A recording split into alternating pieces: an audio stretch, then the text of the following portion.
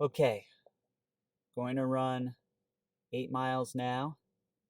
I waited until about 9 a.m. because yesterday when I ran, it was 27 degrees out. Right now it's about 35 degrees out, so it shouldn't be too bad.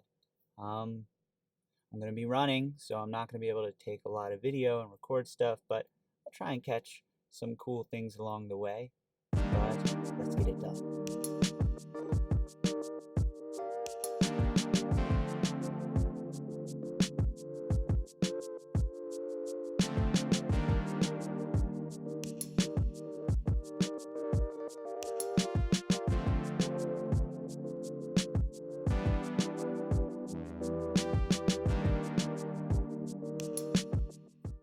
Okay, finished. It's beautiful out, not too cold, not too hot. It took me 2 hours to finish. Again, I'm trying to keep my heart rate down while running. It's so hard, but it's good for you. Let's get on with the rest of the day.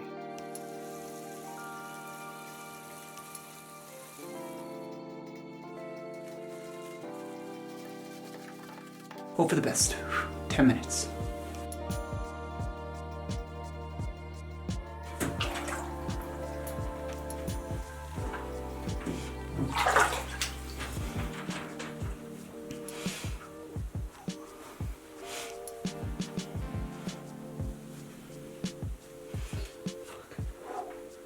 Whoa.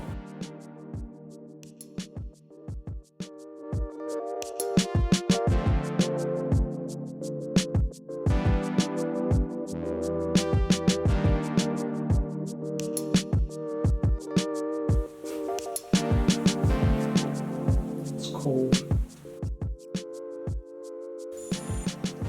Wow, that was fun.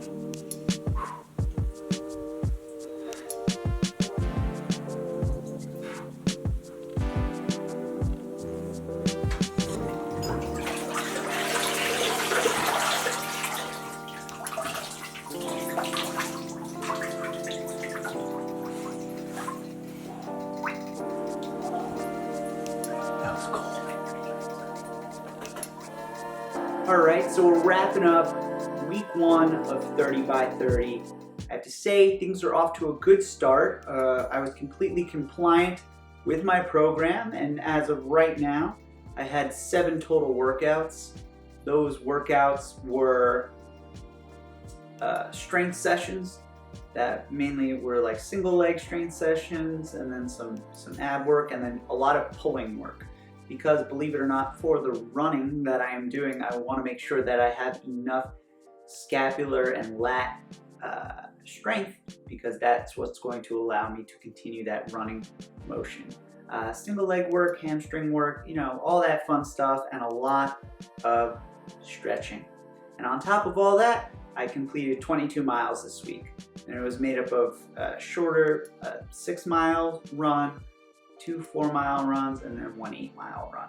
So nothing crazy, and I know we're building up, but I will tell you what, by the end of the 8 miles today, I was exhausted. I felt good. I felt like I could have kept going, which was great, but I was glad that I was done for the day. And I followed it up with an ice bath. Never done an ice bath before. I've done cold showers. It was 10 minutes. It burnt my legs, but they feel good now. I'm pretty relaxed. Lucy was there to help me through it. But that is where we are currently with everything that's going on.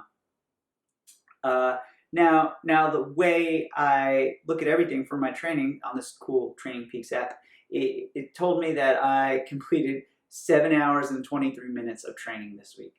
That I've never actually looked at how long I'm training for the week in hours and minutes. I never do that. So it's pretty interesting to see that, especially because I'm doing so much, and next week I have 27 miles as of right now planned. I have a Wednesday run, Thursday run, Saturday, Sunday run. So it should be interesting to see how things go.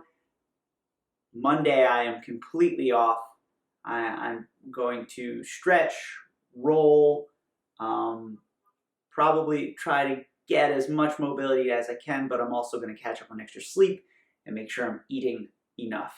So I had mentioned in the last video that I was going to be doing some baseline testing on Monday, and I was able to get that done. First, I went and got my blood work done, just my yearly checkup, doing all of that, and I will be getting the results in another couple of days probably, and it'd be cool to mention that. I also was able to do my aerobic threshold test. So this test is important, and it is used in the Uphill Athlete. That's the company that I am training with, who are helping me get ready for this race. So the big thing here is we want to be as fat adapted as possible while we're running. At least I do in this case, because fat can last me longer and you only get so many carbs in the body that you can burn through. So you kind of want to make sure that you're not bumping up to a certain zone where that becomes very apparent. So for this very fun test, I had to set a treadmill at a 10% incline, and I had to slowly ramp up for about 10 to 15 minutes until I reached the point of what I considered my aerobic threshold to be. Now, for me, I used a math formula, nothing too crazy to figure it out, and I have it floating right here for you to check out. And then the cool thing with Training Peaks is during that hour, there was some drifting or heart rate drifting that happens. And that just happens when you're in a steady position for a long amount of time. But it was really cool because I was able to see that because it stayed within 5%, that meant I was still in my aerobic threshold area. So my heart rate drifted to about 164, but didn't go above that. So yeah, so I was able to adjust my heart rate zones. And that made running very different because most of my runs are below the aerobic threshold, keeping things low. So mainly zone 2 and zone 1. Now, sounds crazy, but by going slower and by spending more time in those zones, I'm building an aerobic engine. That engine is going to be strong and powerful, and come race day, I'm hoping that I've spent enough time in those zones that it's easier to kick things into a high gear when I need to, and it's easier to cruise at a lower gear and not be draining myself too much. This is something that's going to be a delicate balance, and as the program moves along, there are days where I'm in zone 3, there are days where I'm in zone 4, but that is further down the line, and it's important not to jump ahead and to do that, as tempting as it might be. So yeah, so that's where I am for this week. I just want to take a moment, like I do at the end of most of these short videos.